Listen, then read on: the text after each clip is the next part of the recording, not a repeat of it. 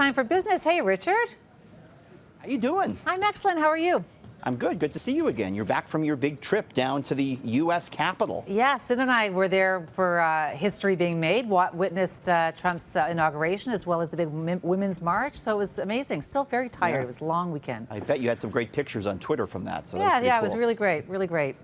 Okay, listen, housing market. We know downtown Toronto is exorbitant for anyone trying to buy a home, but the suburbs also affected by high prices. Yep. So people now, according to the Canada Mortgage and Housing Corporation, Avery, are looking to buy much further outside of Toronto, giving them a big commute. But look at some of these prices in some of the surrounding areas. The Niagara region, this is hot. We've talked about this here before on City News. Average price in the Niagara region just above $317,000, up more than 16% year on year. Hamilton absolutely has a booming housing market now. Average price there above $500,000. In Barrie, the average price more than $400,000. So indeed, people are looking to buy now in these areas well outside of Toronto and commute in. And that is the question, Avery. The commute, it's going to cost you a lot of money too. The CAA says driving a mid-sized car 20,000 kilometers a year costs more than $10,000 annually. So you're adding a lot of stress, a lot of cost, but people just priced out of the Toronto housing market right now. Hamilton, for years, people have been saying this is going to take off. There are gorgeous parts of that city. Yep. 500,000, though, I didn't think it had taken off quite so fast. It's absolutely booming in Hamilton. And again, Niagara now, people are going as far as Niagara Falls and commuting into Toronto every morning and back every evening. But that's what you got to do, I guess, if you want to own. For some people, it's just so much here when you look at the average price in Toronto, about $700,000 and up, Avery. Yeah, it's impossible. Listen, I'm really curious your take on the Keystone oil pipeline between Canada and the U.S. This is now back on thanks to Trump. Yeah, Trump signed an executive order in the Oval Office today inviting the Canadian company behind TransCanada to resubmit an application, and TransCanada says it will do just that. This pipeline will take Canadian oil down through the U.S. to the refineries on the U.S. Gulf Coast. You know, Canada has a lot of oil, but it doesn't have a big means to get it to market, to get it to markets outside of Canada. Keystone would do that, and that could really boost the Canadian economy, would boost the Canadian price for oil, could boost the Canadian dollar as well. Of course, what's been holding this back up until now, the reason Obama didn't approve it, was the environmental concerns. And we heard today from Greenpeace, who said that Keystone would create more oil production out of the oil sands at a time when we should be moving to more sustainable types of energy. So big environmental concerns here certainly could be big for the Canadian economy, and it sent TransCanada stock to an all-time high. Controversial, Avery, no question. For sure. You know there are a lot of rats in our newsroom, right? I'm looking at Talbot right now as he's strumming on his, or playing his little harmonica. Is he scurrying back to his hole, is he? I wouldn't describe it as scurrying back to his hole. Now I'm getting the evil eye from he's actually pretending to ignore me.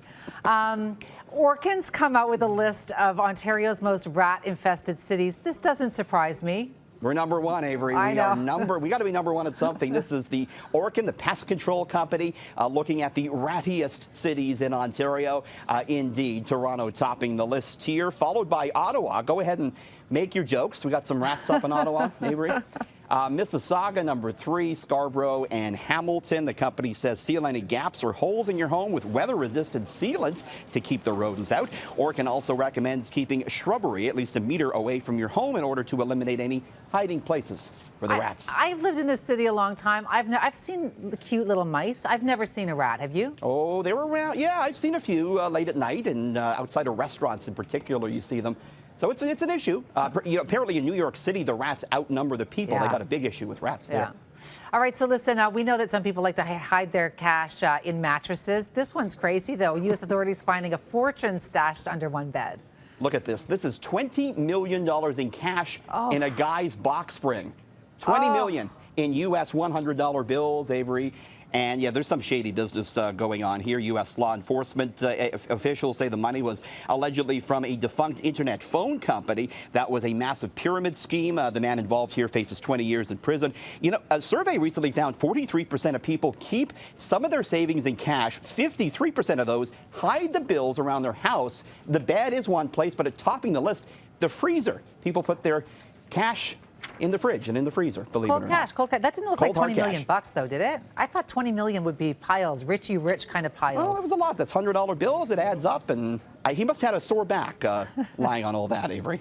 All right, so business with Richard Southern would not be business without Richard Southern if we didn't have some kind of weird gadget and some kind of food thing. You've managed to merge these both together. Breakfast gadgets are hot, okay? This is a big segment now. High-tech breakfast gadgets. I want to show you some of them. First off, a 3D pancake printer. You program into your computer what you want. Look at this. People have too much money.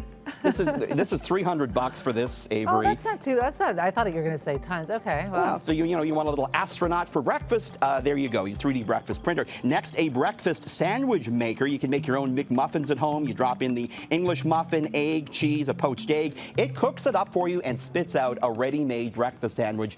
$25 for that. You've owned everything when you go out and buy a butter slicer. Yes, they sell those. Cuts out a perfect slice of butter, $12 for that. $12 of plastic that'll end up in a landfill somewhere, yep. Yeah. How about an egg cracker? No more ruining a dish, Avery, with your misplaced eggshell. $10 for that. I hear it's not all it's cracked up to be, but there's your egg cracker. Finally, everyone talking about this, a bacon toaster has now hit the market. You drape your strips of bacon over the vertical heating element. You close the door, listen to the bacon sizzle. All the grease drops down. $40 for the bacon toaster. Okay, that's pretty cheap. I take back my sort of disdain for the pancake one. My kids would love pancakes that were Eiffel Towers and balloons and stuff. You could have a lot of fun with that, I think. Absolutely. Richard, always a pleasure. Thanks, Avery. Take care.